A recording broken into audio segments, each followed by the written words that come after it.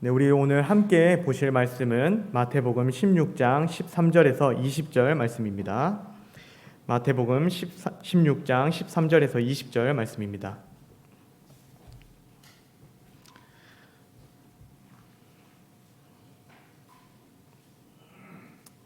네, 우리 다 펴신 줄로 알고 함께 봉독하도록 하겠습니다. 예수께서 빌립보 가이사랴 지방에 이르러 제자들에게 물어 이르시되 사람들이 인자를 누구라 하느냐 이르되 더러는 세례 요한 더러는 엘리야 어떤 이는 예레미야나 선지자 중에 하나라 하나이다. 이르시되 너희는 나를 누구라 하느냐 시몬 베드로가 대답하여 이르되 주는 그리스도시요 살아계신 하나님의 아들이시니라. 예수께서 대답하여 이르시되 바요나 시몬아 내가 복이 있도다. 이를 내게 알게 한 이는 혈육이 아니요 하늘에 계신 내 아버지시니라. 또 내가 내게 이르노니 너는 베드로라. 내가 이 반석 위에 내 교회를 세우리니 음부의 권세가 이기지 못하리라. 내가 천국 열쇠를 내게 주리니 내가 땅에서 무엇이든지 매면 하늘에서도 매일 것이요 내가 땅에서 무엇이든지 풀면 하늘에서도 풀리리라 하시고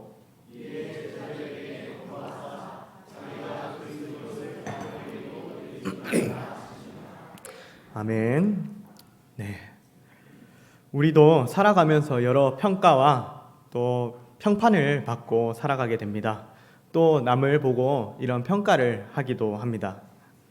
여기에 서 있는 저만 해도 왜 이렇게 키가 작냐, 또 얼굴에 점이 왜 이렇게 많냐, 또 입은 왜 이렇게 크냐, 네, 이런 평가를 듣기도 했습니다.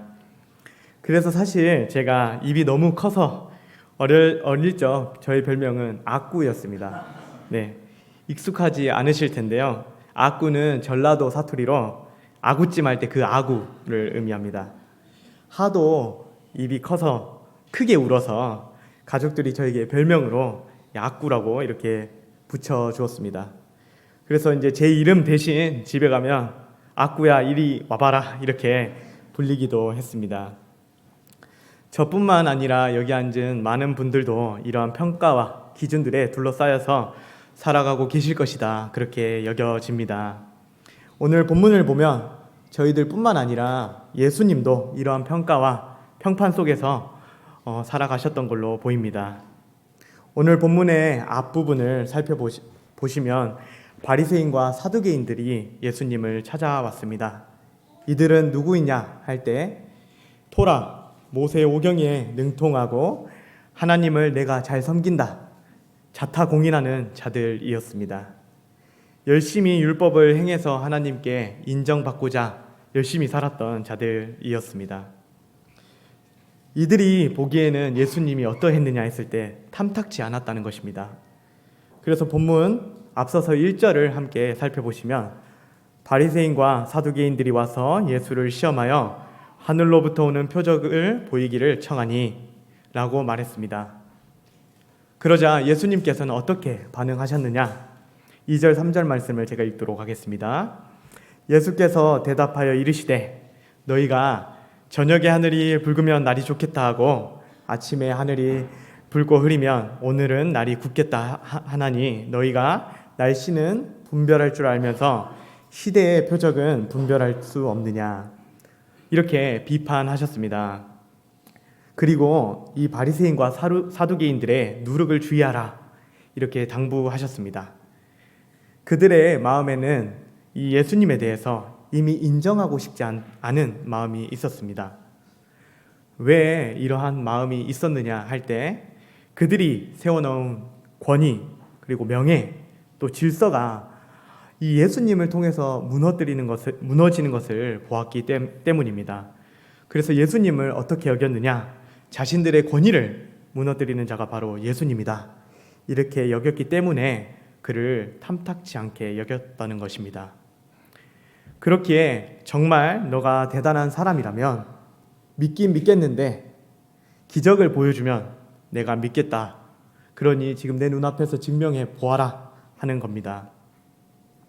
하지만 우리가 다시 한번 생각해 보면 예수님이 이러한 이적을 지금까지 일으키지 않으셨나 했을 때 예수님은 공생의 기간 동안 수많은 기적을 일으켜 왔습니다. 소경된 자, 그리고 문둥병자, 이들을 고치셨고 또 죽은 자를 살리시기도 하셨습니다. 또한 떡 5개와 또 물고기 2마리를 가지고 5,000명이 넘는 사람들을 배부르게 하신 적도 있습니다. 또한 예수님이 가르침을 주실 때는 많은 사람들이 이를 놀라운 가르침이다 이렇게 여기기도 했습니다. 그렇다면 이러한 일을 행한 예수 그리스도를 모든 사람들이 좋게 여겼느냐? 모두가 그렇지는 않았습니다. 누군가는 예수님을 보며 오늘 본문에 나온 것처럼 선지자다, 또 세례 요한이다, 또 엘리야다 이렇게 여겨가기도 했습니다. 하지만 이 정도는 정말 좋은 평가였던 것 같습니다. 다른 본문에서는 누군가는 예수님을 바알세불을 지피는 자다 이렇게 말하기도 했습니다. 이는 어떠한 의미냐? 말 그대로 하나님을 대적하는 자다. 너가 하나님을 모욕하는 자다. 이렇게 여기기도 했다는 것입니다. 이처럼 수많은 기적을 일으키면 내가 믿겠다 하지만 이미 수많은 기적을 일으키신 예수님을 보면서 그분을 인정하느냐 했을 때 그렇지 않았다는 것입니다. 이러한 수많은 세상의 평가 속에서 예수님은 오늘 본문에서 제자들에게 어떻게 이야기하고 계시느냐 했을 때 질문을 던지고 계십니다. 세상 여러 사람들이 이야기하는 이러한 평판 속에서 이러한 이야기들이 나오고 있는데 너희는 나를 누구라 하느냐? 이렇게 질문하고 계십니다. 이 질문이 정말 중요하다고 여겨집니다. 남이 나를 어떻게 여기는가? 또 남이 그것을 어떻게 여기는가?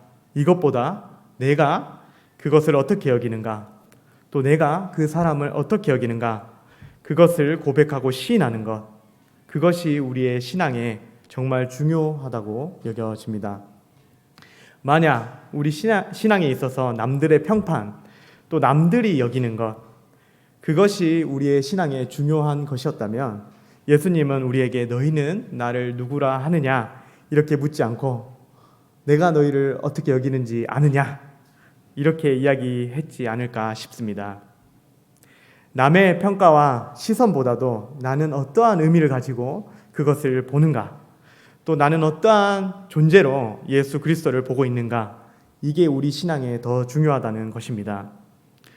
현재 우리가 함께 모여서 예배를 하고 있는데요. 우리가 지금 믿고 있는 이 기독 신앙의 본질이 무엇인가 할 때 더러는 주일 성수를 잘 하는 것, 또 혹은 선행을 하고 또 봉사를 해서 선한 영향력을 미치는 것, 이렇게 생각할 수도 있겠습니다. 하지만 이런 것들도 분명 중요합니다. 하지만 더 근원되는 것이 있습니다. 더 근원되는 것은 예수, 그분이 그리스도시다 하는 이것을 믿는 것입니다. 그게 우리의 신앙의 본질이라 여겨집니다. 모든 것은 여기로부터 나와진 것입니다. 믿음이란 예수님께서 말씀하셨던 것처럼 영접하는 자, 곧 그 이름을 믿는 자에게는 하나님의 자녀가 되는 권세를 주셨다고 했듯이 믿음은 뭐냐 할 때 영접입니다. 영접은 내 마음으로 받아들이는 것입니다. 내 속으로부터 인정하는 것, 그게 바로 믿음이라는 것입니다. 남이 적어놓은 어떤 정보와 같은 교리, 또 지식과 같은 예수 그리스도에 대한 정보를 외우는 것이 아니라 내 속으로부터 참 이분이 그리스도시구나 하는 그 시인과 인정, 그것이 바로 예수가 그리스도시다 하는 것을 믿는 것이다 하겠습니다.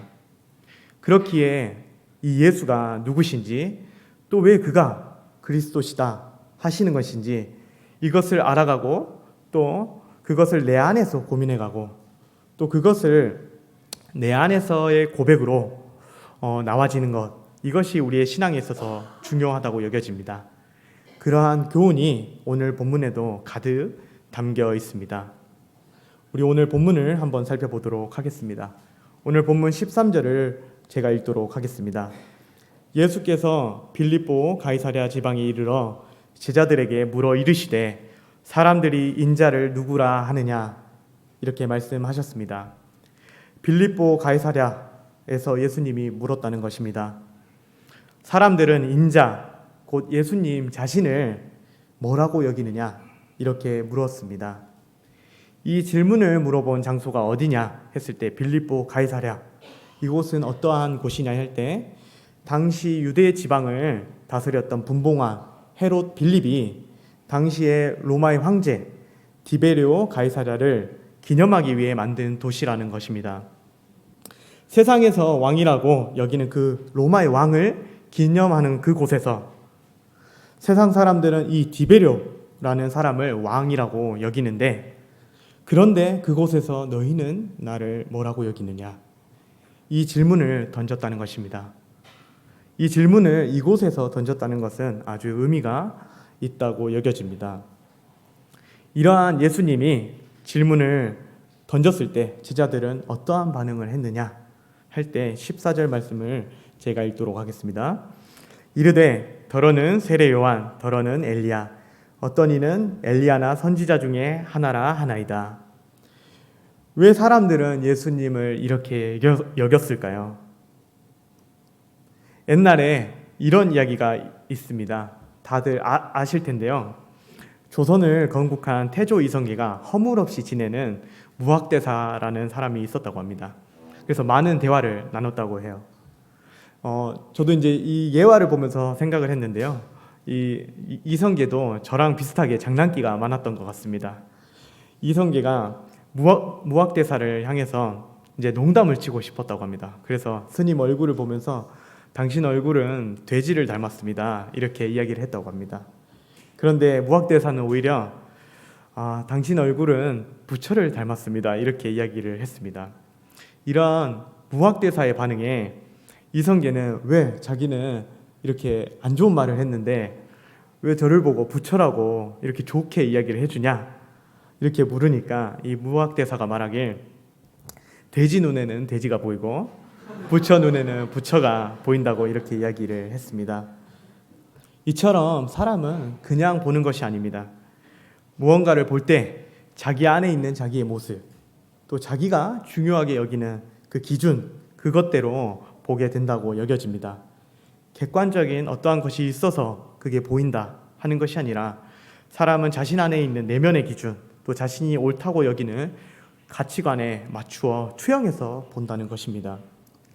저는 현재 서울에 있는 서울장학관에 함께 살고 있습니다. 거기에는 강한이라는 귀엽고 명랑한 아이가 함께 살고 있습니다. 네, 여기에도 있나요? 네, 제 아이는 아닙니다. 제가 조카처럼 이제 대하고 함께 살고 있습니다. 하루는 이 장학관에서 차가 2대가 주차되어 있는 것을 보고 같이 한이랑 걸어가면서 이 현대차랑 쉐보레 차를 보고 뭐가 더 좋은 차냐 제가 물었습니다. 저는 그 차를 보면서 가장 먼저 생각이 들었던 게 이 차의 가격이 얼마나 될까? 이게 먼저 생각이 났었습니다. 그런데 한이의 대답은 달랐습니다. 쉐보레 차 로고를 보니까 십자가 모양이다. 근데 현대차 로고는 번개 모양이다. 그래서 현대차가 최고다, 이렇게 이야기를 했습니다. 네, 당시 아이들 사이에서 유명한 번개맨을 한이가 많이 보고 있었다고 합니다. 이처럼 그 사람 안에 무엇이 있는가, 그것에 따라서 무엇을 보는 것도 또 한 사람을 보는 안목도 달라지게 됩니다. 이처럼 예수 그리스도를 볼 때 세례 요한이라 이렇게 보는 사람은 자기 안에 그 사람이 정말 옳구나 하는 마음이 있기 때문에 그 정도로 예수님을 보았다는 것입니다. 선지자나 또 엘리야, 예레미야로 보는 것은 그러한 선지자나 예레미야 또 엘리야, 그들이 자기들이 봤을 때 옳다 하는 마음이 있기 때문에 그렇게 보인다는 것입니다. 그럼 이들이 이야기했던 세례 요한은 어떠한 사람인가, 누구인가 할 때 그는 마지막 선지자라고 했습니다. 예수님께서도 이 세례 요한에 대해서 말씀하시길 여자가 낳은 이 중에서 이 세례 요한보다 큰 자는 없다, 이렇게 말씀하셨습니다. 그러니까 이 세례요한은 어떠한 사람인가 할 때 율법을 행하고 또 그것을 지키기 위해서 광야에서 석청과 메뚜기만을 먹고 낙타 털만 입고 하나님의 말씀을 전했다고 합니다. 그리고 요단에서 회개하라, 천국이 가까이 왔다, 이러한 메시지를 전한 사람이 바로 세례 요한입니다. 즉 행함으로 의에 이르는 데는 가장 끝판왕이라고 여겨지는 사람이 바로 이 세례 요한, 이 사람이라는 것입니다. 즉 예수님을 보고 이러한 세례 요한이다 이야기를 한 사람은 이런 사람이 옳다, 그래 하나님을 섬기는 사람이라면 행함이 중요하지, 선행을 잘해야 하지, 이러한 기준이 있기 때문에 예수님을 보면서도 세례 요한 정도로 보았다는 겁니다. 그런데 세례 요한은 누구냐 할 때 주의 길을 예비하는 자라고 기록되어져 있습니다. 땅에서 난 자 중에는 그가 가장 크겠지만 천국에서는 지극히 작은 자도 그보다 크다, 이렇게 말씀하셨습니다. 즉 세례 요한도 이 행함의 끝판왕도 예수님이 아니라는 것입니다. 그럼 엘리야다, 이 엘리야는 누구냐 할 때 구약 성경을 살펴보면 수많은 이적과 기적을 일으켰습니다. 온 나라에 기근을 주어서 오랫동안 비가 내리지 않게 하기도 하였습니다. 또 바알과 아세라 선지자, 거짓 선지자 850명과 대결을 해서 하늘에서 불을 내리게 해서 이제 이들을 쳐 죽이기도 했습니다. 또 본인은 어떠한 사람이냐? 죽지 않고 불마차를 타고 하늘로 올라갔다고 그렇게 기록되어 있습니다. 예수님도 수많은 기적을 일으키시니 엘리야가 아니냐? 그런 기적을 일으키고 이적을 일으키고 방언도 하고 신비한 체험도 하는 그러한 사람이 하나님을 잘 섬기는 사람이 아닌가 하는 그런 마음이 이들에게 있었다는 겁니다. 그렇기에 엘리야처럼 예수님이 보였다는 것입니다. 그런데 이 엘리야도 예수님이 아니라는 거예요.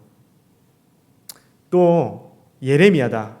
예레미야는 어떠한 선지자냐 할 때 예루살렘의 멸망을 예고했습니다. 그리고 그의 말대로 예루살렘과 남유다가 멸망했습니다. 예수님도 종말에 대해서 많이 예언하고 또 세상의 종말의 징조에 대해서도 이야기를 많이 하셨습니다.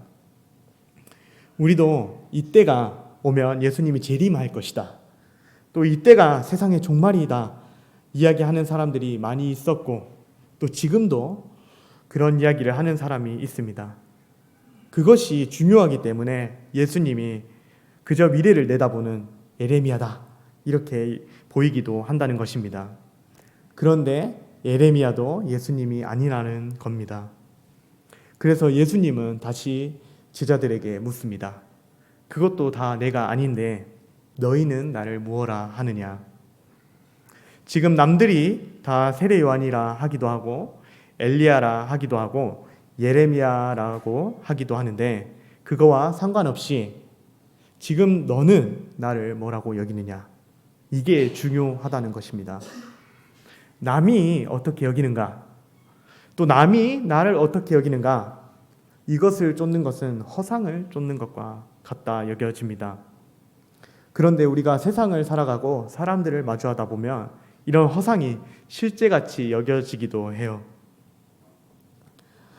이것은 진짜 나 자신이 아니라는 것입니다. 모든 사람들은 다 각자 중요한 것을 가지고 자기만의 중요한 기준을 가지고 다 투영해서 나를 보기도 하고 또 그것을 보기도 합니다. 그럼 그것보다 중요한 것은 무엇이냐 할 때 지금 나는 나를 뭐라고 여기는가? 나는 사람을 무엇이라 여기는가? 나는 지금 내 앞에 있는 그 사람을 뭐라고 여기는가? 이게 더 중요하다는 것입니다. 저희 교회에서는 영화 죽은 시인의 사회를 자주 보곤 합니다. 매우 유명한 영화이고 많은 사람들이 보기도 했습니다. 그 안에 참 생각할 부분들이 많아서 저도 구매해서 한 5번 정도 보았습니다. 볼 때마다 의미가 새롭게 다가오는 것 같습니다. 거기에 나왔던 한 장면을 소개해 드리도록 하겠습니다. 거기에는 키팅이라는 문학 선생님이 시에 대해서 평가하는 장면이 나옵니다. 교과서에서 평가하는 시는 완벽성과 또 중요도, 이것을 표로 수식화해서 평가를 하고 더 큰 면적을 가지고 있는 시가 더 높은 점수를 받게 됩니다. 그리고 그러한 시가 훌륭한 시다, 이렇게 평가하는 내용이 나옵니다. 그런데 이 키팅 선생님은 그것을 찢어버려라, 시는 뭐가 더 훌륭하다 따질 수 있는 것이 아니다. 동시에 사람의 근원적인 목적이 담긴 이 시는 평가될 수 없다. 너희도 곧 한 편의 시가 될 것이다 하는 명언이 나옵니다. 우리 인생도 철저히 수치화되면서 살아갑니다. 태어나면서부터 수치화가 되더라고요. 태어나면 몸무게가 상위 몇 프로인지 나옵니다. 저희 교회 몸무게 상위 99%도 있는데요. 또 키는 하위 몇 프로인지, 또 하위도 저희 교회에 있는 것 같습니다. 전국적으로 순위가 어떻게 되는지 태어나자마자 바로 나옵니다. 또 거기에서 그치는 게 아니라 학교에 들어가게 되면 성적이 수치화되어서 등수가 매겨지게 됩니다. 졸업하고 나서는 그 순위대로 또 대학을 가게 돼요. 또 대학을 졸업하고 나서는 또 그 순위대로 또 연봉, 자기가 원하는 연봉, 또 대기업, 또 여러 직장, 철저히 수치화되어서 우리의 인생이 평가되고 또 그거에 영향을 받으면서 우리 스스로도 살아가게 됩니다. 남들이 세워놓은 기준과 평가, 그것에 맞추어서 철저히 살아가도록 세상은 부추긴다는 것입니다. 우리가 세운 적도 없는 그 기준에 미달되어 거기서 벗어나지 못하고 자존감도 박살이 나서 살아가는 사람들을 저는 많이 봤습니다. 저 또한 그들 중에 한 사람이었던 것 같습니다. 그때 예수님이 묻습니다. 세상이 뭐라고 여기는가가 아니라 너는 지금 뭐라고 여기는가? 이건 전혀 다른 방향의 전환입니다.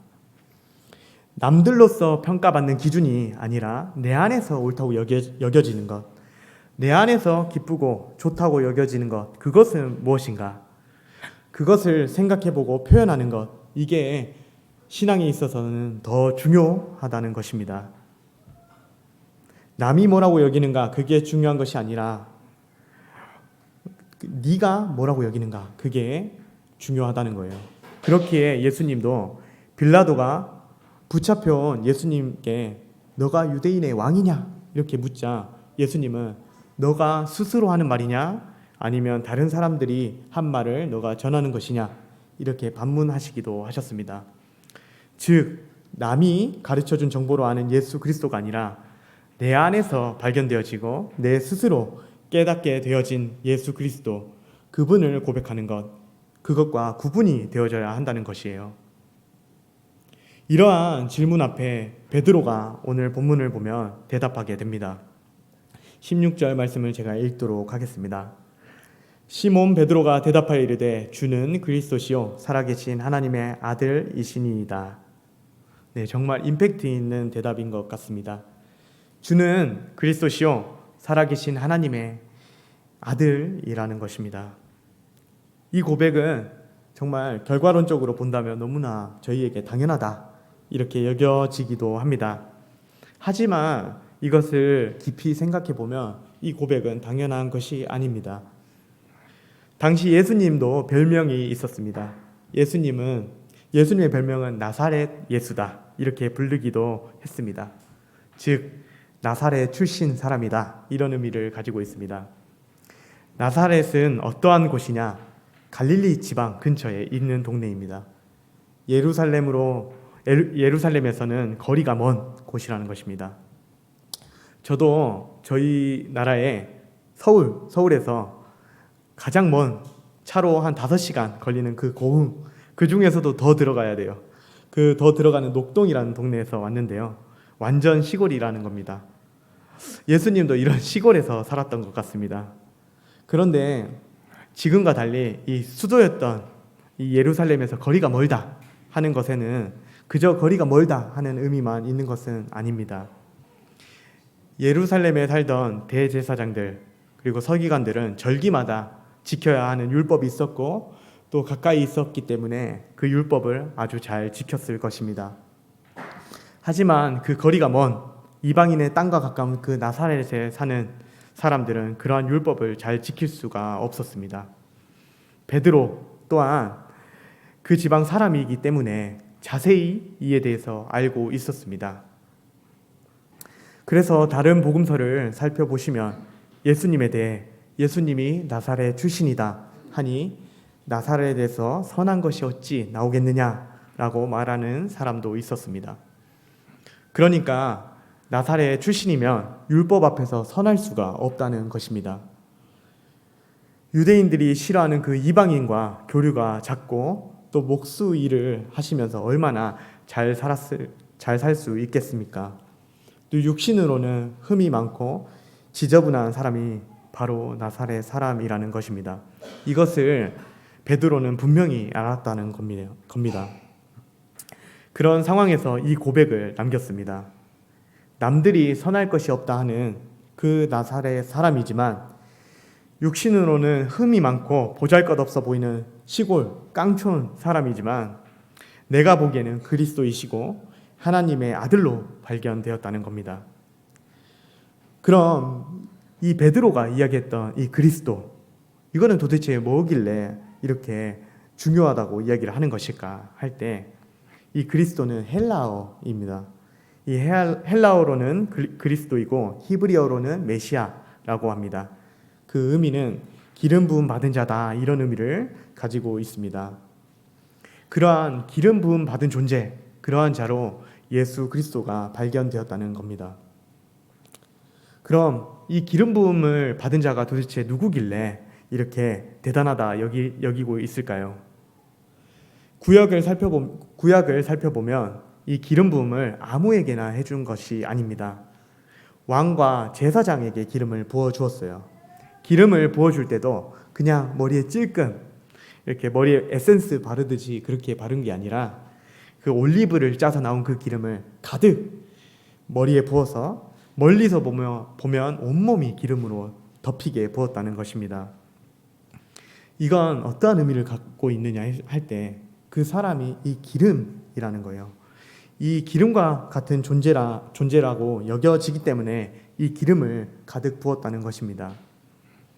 그럼 이 유대인들에게 이 올리브 기름은 어떠한 것이냐 할 때 당시 빛을 밝히는 재료로 쓰이기도 했고 또 사람의 상처에 부어서 치료하는 치료제로 사용되기도 했으며 또 배고플 때 양식이 되는 그런 식량이 되기도 했습니다.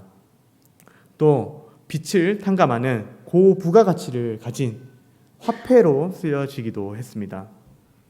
예수님과 함께 다니면서 이 베드로는 이 흠이 많고 또 보잘것없는 육신을 가진 분이 바로 예수님이구나 이렇게 발견한 것이 아니라 예수님이 이 기름 부음 받은 자구나, 왕이요 제사장이구나, 이러한 기름을 가진 존재이구나, 이것을 베드로는 발견했다는 것입니다.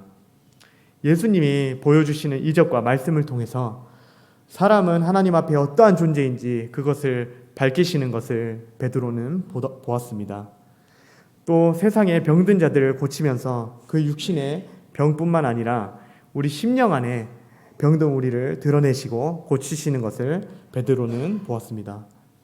또 배고프고 가난한 자, 어떻게 해야 인생이 만족될지 몰라 늘 심령의 배고픔을 가지고 있는 자들에게 이러한 양식을 먹이시는 것을 베드로는 보았습니다. 또 세상이 제시하는 이렇게 해야 되지 않냐, 너가 사람이라면 또 너가 성공한 사람이 되려면 이러해야 하지 않냐 하는 여러 기준들로 인해서 돌맞고 마음에 빚진 사람들에게 진정 하나님 앞에 사람은 어떠한 사람으로 살아가야 할지를 선언하심으로 그 마음에 빚을 탕감하는 것을 베드로는 보았습니다.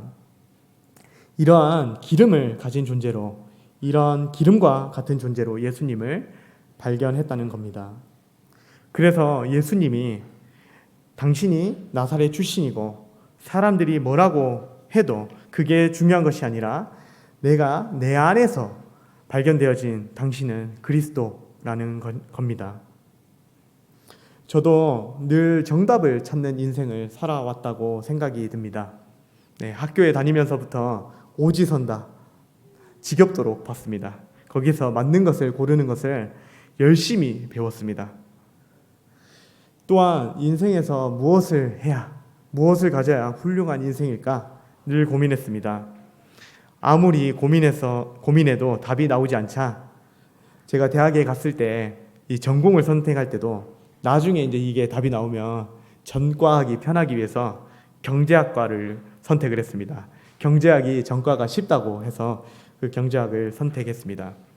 그렇게 학교를 졸업할 때까지만 해도 어떻게 살아야 훌륭한 인생인지 알지 못했습니다. 이걸 선택하면 저것이 부족해 보이고 저걸 선택하면 이게 부족해 보이는 것들 뿐이었습니다.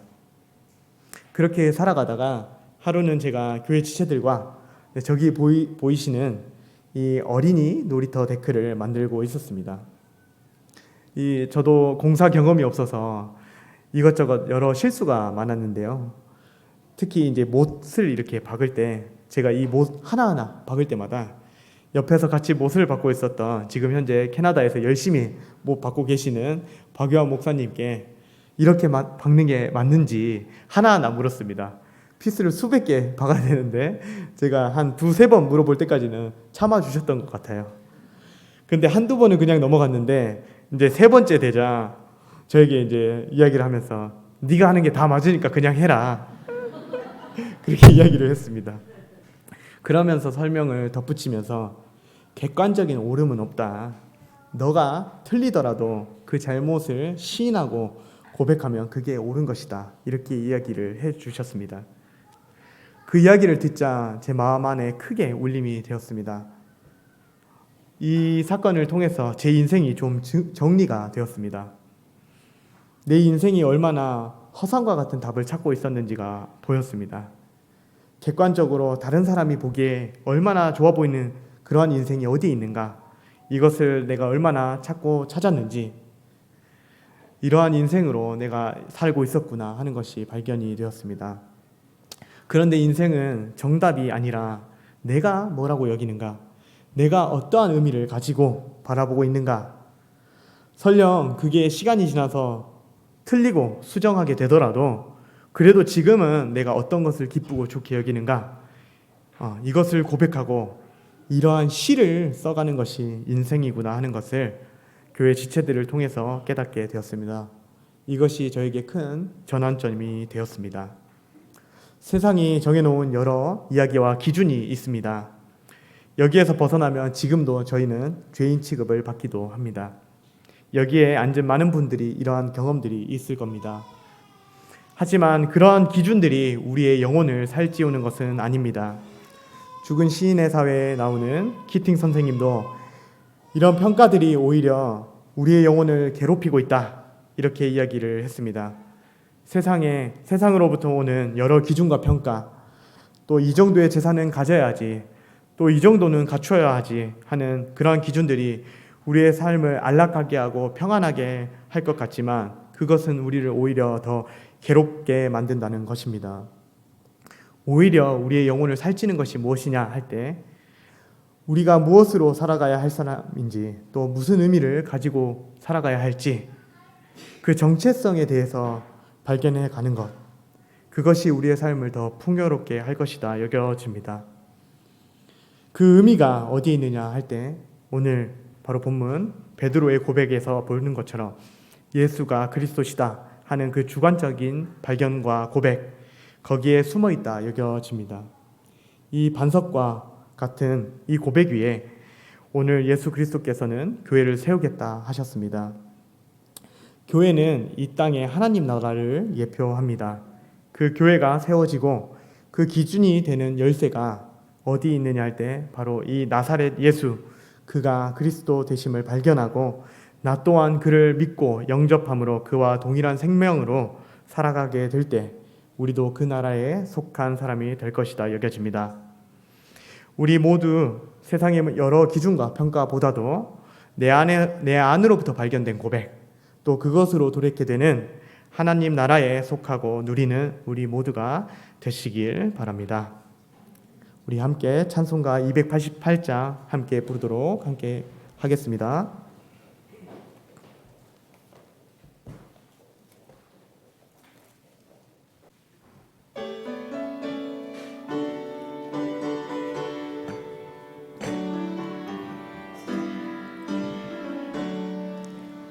예수를 나의 구주 삼고 성령과 피로써 거듭나니 이 세상에서 내 영혼이 하늘의 영광 누리도다. 이것이 나의 간증이요 이것이 나의 찬송일세.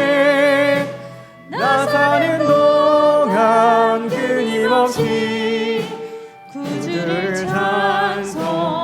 찬송하리로다. 온전히 주께 맡긴 내 영 사랑의 음성을 듣는 중에 천사들 왕래하는 것과 하늘의 영광 보리로다. 이것이 나의 간증이요 이것이 나의 찬송일세. 나 사는 동안 끊임없이 구주를 찬송하리로다.